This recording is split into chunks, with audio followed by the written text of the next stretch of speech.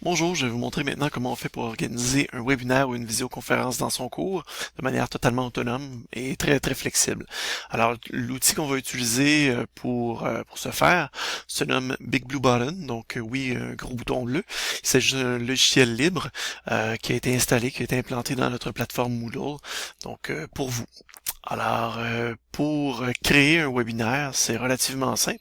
Alors, première étape, vous devez tout simplement activer le mode édition et par la suite, vous allez vous diriger à l'un des endroits pour ajouter une activité ou une ressource. Alors, on clique ici et en troisième ligne, vous retrouvez le Big Blue Button, donc votre outil de visioconférence. Alors, l'outil visioconférence est hébergé totalement au Cégep de Sherbrooke. Alors, vous le sélectionnez, on ajoute. Et maintenant, vous n'avez plus qu'à paramétrer l'ensemble de votre visioconférence pour pouvoir le démarrer. Alors, évidemment, donc, vous avez toujours l'embarras de choix à savoir est-ce que vous voulez avoir une salle avec enregistrement, est-ce que sans enregistrement, vous voulez faire une activité uniquement ou des enregistrements uniquement. Ensuite de ça, vous intitulez votre visioconférence. Vous pouvez demander un envoi de notification. Donc, vous cochez ou non. Vous pouvez également, donc, en déployant légèrement vos options, ajouter une description si vous le souhaitez. Est-ce que vous voulez afficher la description sur la page de votre cours, etc. Donc, ensuite de ça, les paramètres de l'activité ou de la salle. Donc, vous pouvez mettre un message d'accueil lorsqu'on se connecte.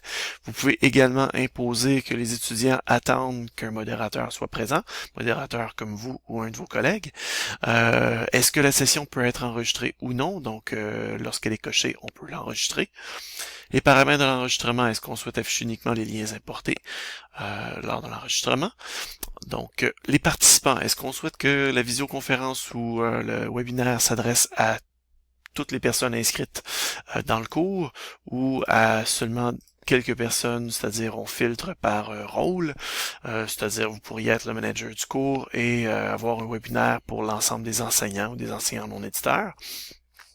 Donc, vous pouvez également laisser tout le monde inscrit, ou vous pourriez également faire une rencontre individuelle, donc de cibler une personne précisément, et de sorte que vous allez pouvoir ajouter cette personne-là précisément, afin de, par exemple, faire une rencontre de suivi de stage ou des choses comme ça.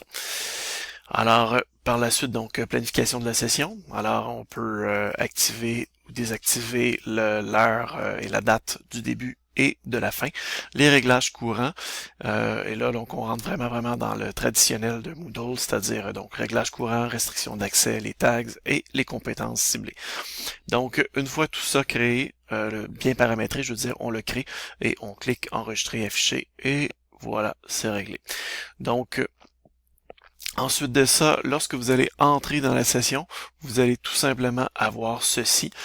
Vous avez une page traditionnellement d'accueil qui apparaît toujours lors de votre arrivée. Vous pouvez donc passer à la page suivante, avoir une page blanche.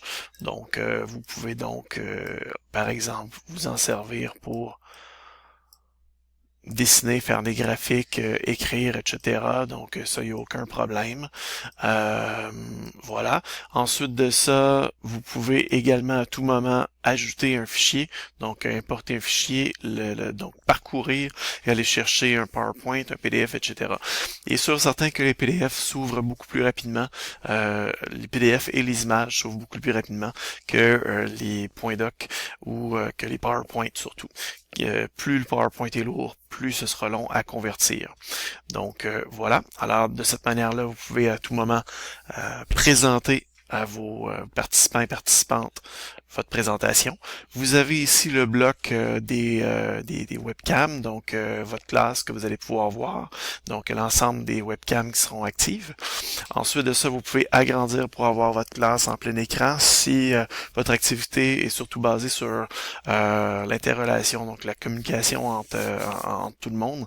Alors, dans ce cas-là, vous pouvez vraiment maximiser la vision des gens. Par la suite, vous pouvez toujours également le ramener à sa grandeur d'origine. Vous pouvez aussi à tout moment déplacer vos blocs. Ça, il n'y a aucun problème. Donc, vous pouvez vous amuser avec ces blocs-là. Vous pouvez donc les replacer ici. Voilà. Vous avez votre bloc de clavardage. Donc, bloc de clavardage public, et à partir du moment que vous avez différentes autres personnes, vous pouvez aller faire un clic de droite sur la personne et démarrer une conversation privée avec la personne. Et donc, vos conversations privées s'ajouteront juste ici.